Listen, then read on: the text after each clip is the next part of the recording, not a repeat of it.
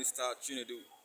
You're welcome to today's broadcast. The Southeast Zonal Chairman of All Progressive Congress (APC), Dr. Ijoma Orudiogu, has declared that the only political party ready for 2027 presidential election is the APC. What would you have to say about what Ijoma said? Yes, in as much as it's a national thing, everybody is warming up, whether it is time or not for the election to campaign to start. But you can see politicians in their normal color are already making waves, making moves, signaling the preparation for the 2027 presidential election.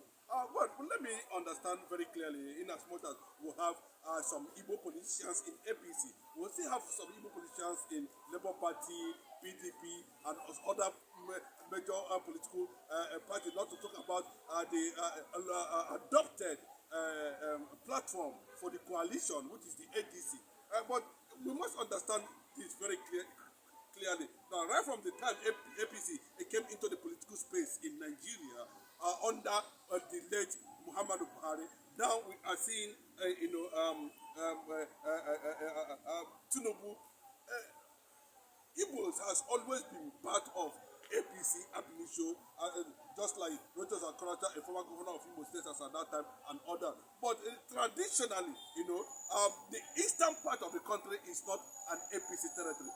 They are just planting Fulani governors, APC Fulani governors, because they seem to have understand that the only way, to carry out a political Fulani conquest in the entire eastern Nigeria is to manipulate the electoral process and use their veto power to declare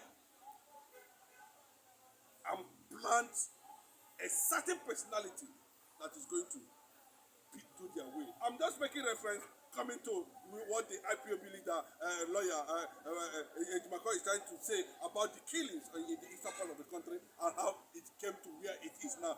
While we are experiencing a continuous loss of life, where there is so much, jihadist killing in the entire eastern part of the country. I must explain this very well. In the absence of these Fulani governors in the eastern part of the country, where the people sit down and be able, to elect their own leader, it would have been a different thing. Let me give you an instance. In Abia State, the governor of Abia State currently now, talking about Alex Oti. If you look at Alex Oti people, you will know clearly that this is the people, this is the person the people of Abia State actually elected. He has no affiliation, he has denied any affiliation, and we can see it in the way he operates in Abia State. No godfather from Fulani anywhere. Nothing from anybody can come and tell you that Allah is the godfather of Alex Oti. He has no link with anybody. His area and his motive and agenda is good governance for the people of Abia, and I pray that he continue to deliver democracy to them.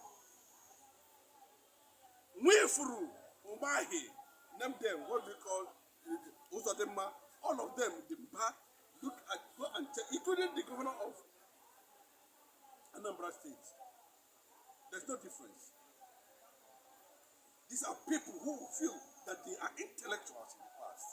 All of a sudden, they have turned against the people. So APC election in 2027 in the eastern part of the country, it is having more than 1,000 question marks. Because one, the party has failed as a political party in government. The party has also failed as a political party in leadership. The party, APC, is found wanting in the federal character. APC as a party in government has displayed incompetence in all ramifications. Concerning what Fayose said, he said APC comes first, OB comes second, ADC comes third, and PDP comes fourth. When you are well tailored by and injected by the Fulani agenda, you begin to somersault in your idea and ideology, where you are supposed to reason like a normal human being. Free your mind as a thinker. Free your mind as someone who is a free thinker. Nobody is holding you into anything. How do you justify that?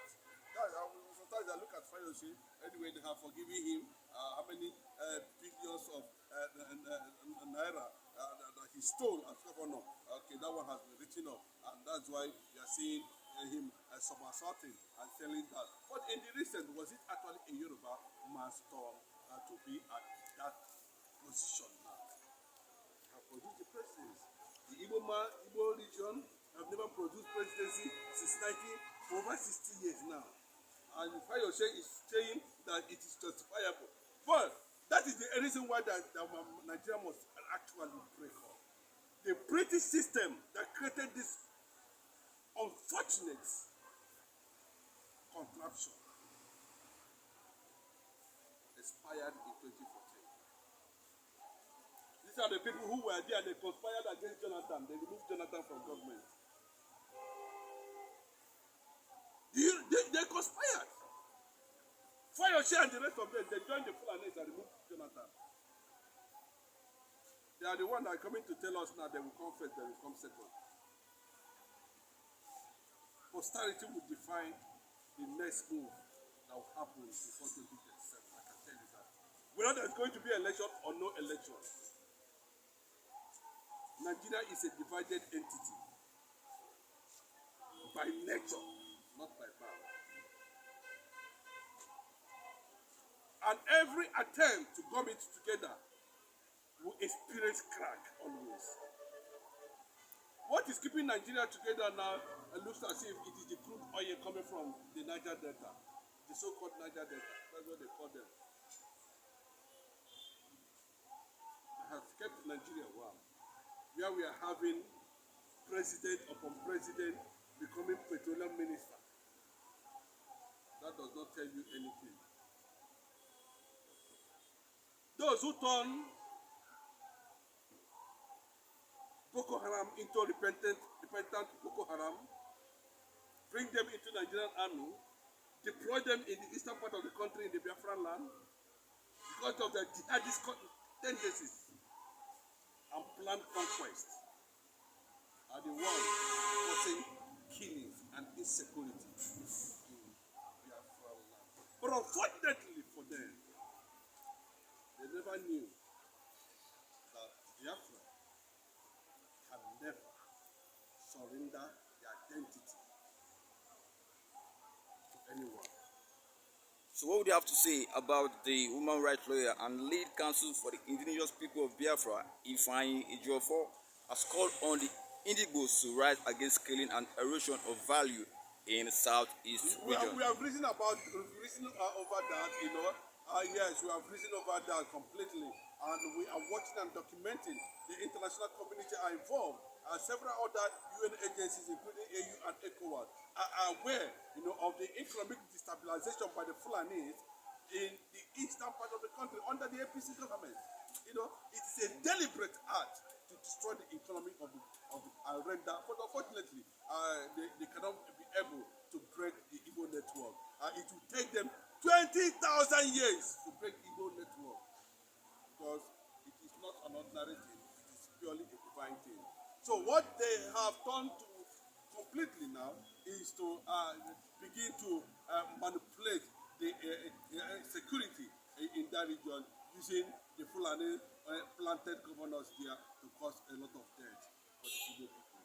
And we are documenting it, and we are seeing it. The whole world is watching, and the Igbo people are not silent. We must not be silent over this.